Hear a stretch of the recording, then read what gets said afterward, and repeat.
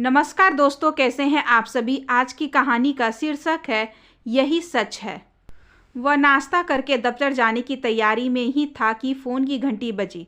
दीपक बड़े ही कतार स्वर में बोला, आनंद भैया नहीं रहे। कल रात उन्होंने जहर खा लिया था। उन्हें अस्पताल में भर्ती कराया गया, पर डॉक्टर उन्हें बचा नहीं पाए। लंच बॉक्स मेज पर रख कर मैं स्तंभ सा बैठ गया। मीना कमरे में आई। 11 बज रहे हैं, आपको दफ्तर नहीं जाना? उसने पूछा। बहुत बुरी खबर है मीना, आनंद बाबू नहीं रहे। कैसे, कब? इन शब्दों के साथ वह मुझे देखती रह गई। आश्चर्य होता है न कि उनके जैसा खुशमिजाज आदमी, विपरीत परिस्थितियों में भी न घबराने वाला इंसान इस कदर टूट जाएगा कि आत्महत्या कर लेगा। पर खैर, तुम तैयार हो जाओ। पंकज और रिंकी को बगल में श्रीवास्तव साहब के यहाँ छोड़कर चलते हैं। पापा मम्मी, आप लोग आज दफ्तर नहीं जाएंगे? रिंकी ने पूछा। नहीं बेटे, आज हम और तुम्हारी मम्मी दफ्तर नहीं जा रहे हैं। हम 2-3 घंटे के लिए बाहर जा रहे हैं। आप और आशु श्रीवास्तव अंकल के यहाँ रहना। रिक्शा आने पर स्कूल चले जाना। अब आप लोग जल्दी से नाश्ता कीजिए। मैं मुस्कुरा दिया। वे दोनों भी मुस्कुराते हुए चले गए। जिस दिन से आनंद बाबू सस्पेंड हुए थे, अंदर से टूट चुके थे। लोग झूठी सांत्वना देते हुए कहते जरूर थे, आप चिंता क्यों करते हैं? सस्पेंड होना तो आजकल आम बात हो गई है। आप जल्दी ही बहाल हो जाएंगे। ऐसे शब्द क्षणिक राहत तो दे देते हैं, पर लोग आंखों ही आंखों में जो व्यंग बाण चलाते थे, वे उन्हें अंदर से आहत कर देते थे। इनमें से कई ऐसे थे जो अपना काम करवाने के लिए उनके आगे पीछे घूमते रहते थे। इनमें कई रिश्तेदार भी शामिल थे, जिनकी नौकरियां लगवाने के लिए उन्होंने कई बार अपने संबंधों का गलत फ़ायदा उठाया था। आज वे रिश्तेदार भी उन्हें व्यंग्यात्मक दृष्टि से देखते हैं। औरों की उपेक्षा तो वह सहन भी कर लेते, पर अपने ही घर के सदस्यों का उनके प्रति ठंडा व्यवहार उन्हें ज़्यादा आहत कर गया था। जब तक सस्पेंड थे तो यह सोचकर राहत की सांस लेते थे कि जल्दी ही बहाल हो जाएंगे, पर विभागीय जांच में दोषी पाए जाने के बाद उनकी सेवा समाप्ति का आदेश जारी हुआ तो उनकी व्यथा की सीमा नहीं रह गई। जब 5 वर्ष पूर्व बड़े बेटे नितिन की शादी एक समाज सेवी मेहता जी की बेटी से तय हुई थी तो उन्होंने कहा था, मैं तो इसी बात से हर्षित हूँ कि मेरी बेटी आपके सुसंस्कृत परिवार में बहू बनकर जाएगी। आनंद जी समझ रहे थे कि मेहता जी को उनका संस्कारशील परिवार नहीं बल्कि शानदार बिल्डिंग, बड़ा फार्म हाउस, 4 फ्लैट नज़र आ रहे थे और अपनी बेटी का उज्जवल भविष्य भी। रीमा जब बहू बनकर आई तो उसने आनंद जी को हमेशा सम्मान दिया, क्योंकि वह जानती थी कि उनके पास अपार संपत्ति है, जिसका एक बड़ा हिस्सा उसके पति को मिलने वाला है। आनंद जी कॉलोनी में मुझसे सीनियर थे और छात्रावास में उनका कमरा मेरे कमरे के पास ही था। वे बहुत ही प्रतिभाशाली थे। जब भी उनके रूम में जाता, उन्हें महापुरुषों की जीवनियाँ पढ़ते ही देखता। गांधी जी की विचारधारा में उन्हें बहुत विश्वास था। कहते हैं कि हर पुरुष की सफलता के पीछे महिला का हाथ होता है, पर अफसोस की बात है कि आनंदी जी को उनके आदर्शों से हटाकर पतन की ओर ले जाने में रीता भाभी का बड़ा हाथ रहा। वे एक निम्न मध्य वर्गीय परिवार की युवती थी। बचपन से ही उन्होंने अभावग्रस्त जीवन जिया था। बड़ी मुश्किल से बीए पास कर पाई थी, पर जब आनंदी जी से विवाह हुआ तो उनकी खुशी का ठिकाना नहीं रहा। किंतु विवाह के बाद आनंदी जी के सादगी भरे जीवन को देखकर वे उदास हो गई, क्योंकि सादगी भरा जीवन वो जीना नहीं चाहती थी। उन्होंने आनंदी जी के ऊपर ऊपरी कमाई करने के लिए दबाव डालना चाहा, पर आरंभ में आनंदी जी को उनके आदर्शों से डिगाने में उन्हें सफलता नहीं मिली। पर राशि और अनुपम के जन्म के बाद उन्हें महसूस हुआ कि यदि उन्होंने आमदनी नहीं बढ़ाई तो अपने और बच्चों के लिए मनचाही सुविधा अर्जित नहीं कर पाएंगी। अतः वे रोज आनंदी जी को उनकी कम आय के लिए ताने देने लगी। रोज रोज के तानों से परेशान आनंदी जी तनावग्रस्त रहने लगे। अंततः उन्होंने रिश्वत लेना आरंभ कर दिया। शुरुआत 500 रुपये के लिफाफे से हुई और फिर एक बार हिचक खत्म हुई तो रिश्वत में हजारों रुपए लेने लगे। अब घर में सुविधा की सभी चीज़ें उपलब्ध थी। रीता जेवरों से लद गई थी। बच्चे मारुति कार में स्कूल जाते थे, पर आनंदी जी अपराध बोध से ग्रस्त रहते थे। वे रोज रात को क्लब जाते और ड्रिंक करते। इस बीच एक और बेटी कोमल का जन्म हो गया। सब खुश थे, पर आनंदी जी चैन की नींद खो चुके थे। रात को सोने के लिए उन्हें नींद की गोली खानी पड़ती, पर जब कुछ ही वर्षों में वे रिश्वत लेने के आदी हो गए तो उनका सारा तनाव जाता रहा। वे सुख सुविधा से भरे भौतिक जीवन में रंग गए। मित्रों की बैठक में उन्हें ठहाके गूंजने लगे। पहले जब हम दोनों उनके घर जाते तो वे उत्साहपूर्वक मिलते थे, पर 2-3 बार से हमने महसूस किया कि वे हमसे उखरा उखरा सा व्यवहार करने लगे थे। शायद इसलिए कि पद के हिसाब से उनका प्रतिष्ठा बहुत ऊंची हो गई थी और मेरी तो उस समय कोई प्रतिष्ठा ही नहीं थी। पत्नी मीना ने भी रीता भाभी के व्यवहार में ठंडापन महसूस किया, सो हमारा उनके यहाँ जाना बहुत कम हो गया। फिर वह दिन भी आया जब दोनों बेटियों राशि और कोमल की शादी हो गई। शादियां धूमधाम से हुई। निमंत्रण पत्र मिलने पर हम भी शादी में शरीक हुए। सुना कि 10-10 लाख रुपए तो शादियों की पार्टी में ही खर्च हो गए थे। कुल कितना खर्च हुआ होगा इसकी कल्पना भी मेरे जैसा मध्यवर्गीय व्यक्ति नहीं लगा सकता। 25 वर्ष पूर्व का एक प्रसंग याद आ गया।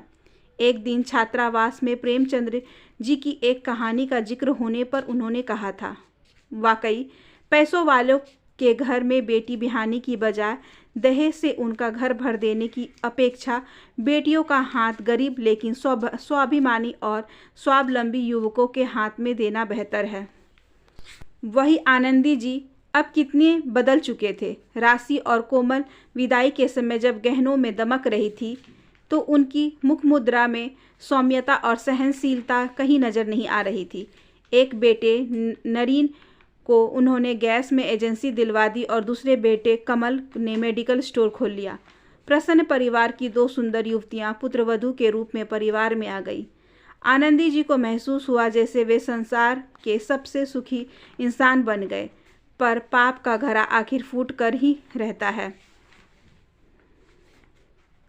उनकी आर्थिक अनियमितताएं प्रकाश में आई और एक दिन अचानक आनंदी जी सस्पेंड हो गए। प्रकृति ने एक झटके में उनका सारा सुख हर लिया। पैसा अब भी बहुत था, पर सम्मान नहीं रहा। प्रतिष्ठा खत्म हो गई। ऐसे में परिवार के सदस्य भी स्नेह का स्पर्श देने के लिए तैयार नहीं थे। सस्पेंड होकर जब घर आए तो पत्नी रीता की पहली प्रतिक्रिया थी, लोग आटे में नमक के बराबर भ्रष्टाचार करते हैं, तुम नमक में आटा मिलाना चाहा। तुम्हें सेफ गेम खेलना चाहिए था। तुम में चालाकी है ही नहीं। मेरी तो किस्मत ही फूट गई। किसी को मुंह दिखाने के काबिल नहीं रही। पैसों को सर्वोपरि मानने वाली पत्नी को गिरगिट की तरह रंग बदलते देख वे हैरान रह गए। जब वे ईमानदारी के साथ जीवन व्यतीत कर रहे थे तो पत्नी ने ही उन्हें रिश्वत लेने के लिए उकसाया, और जब वे बेईमानी से अर्जित धन के कारण संकट में फंस गए तो अब उन्हें ही कोसा जा रहा है। जब तक रिश्वत के रुपयों से भरे लिफाफे आते रहे, पत्नी और बहुओं के लिए लेटेस्ट डिजाइन के जेवर बनते रहे, तब तक वे सबके प्रिय बने रहे। पर अब जब सस्पेंड होकर नौकरी जाने की नौबत आ गई तो घर के सभी सदस्य उन्हें ही कोस रहे हैं। गलत ढंग से धन उन्होंने क्या अपने लिए अर्जित किया?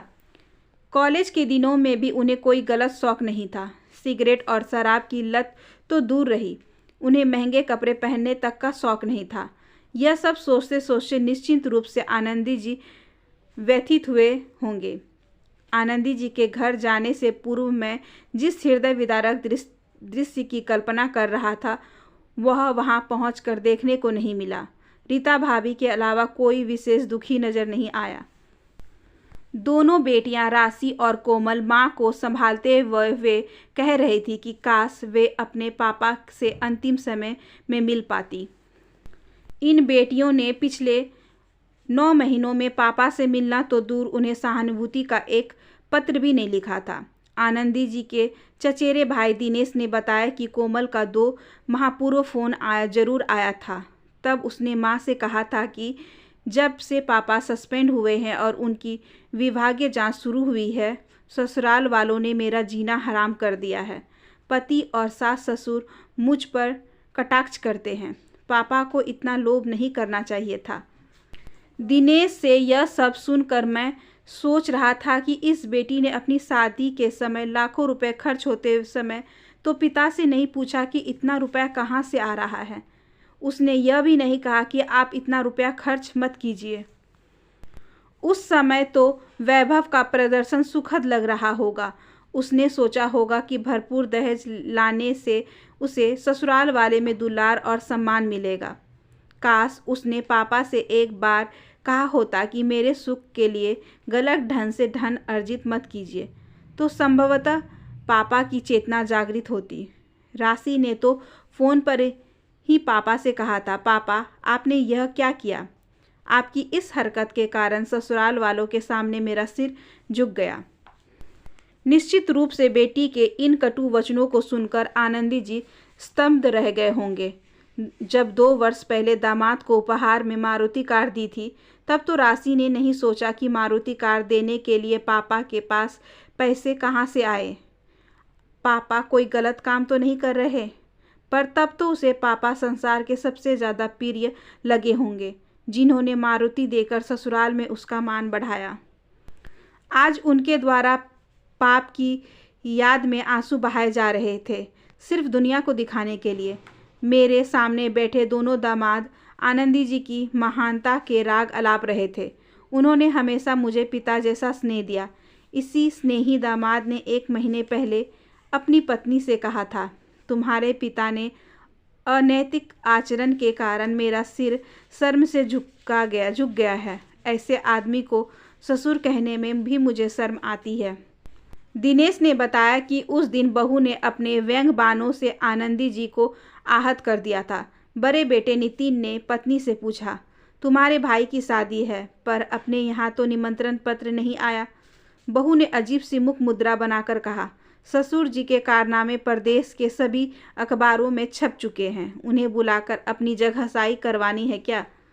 आनंदी जी तब बेडरूम की ओर जा रहे थे। बहू की बातें उनके दिल में चुभ गई और उनकी आंखें भर आई।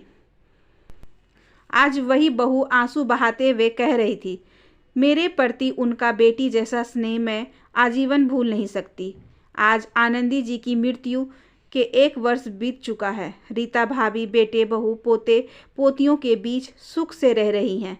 दोनों बेटियां अपने पति और बच्चों के साथ खुशी से जीवन व्यतीत कर रही हैं। आनंदी जी ने आत्महत्या कर पूरे परिवार को तनाव और शर्मिंदगी से बचा लिया।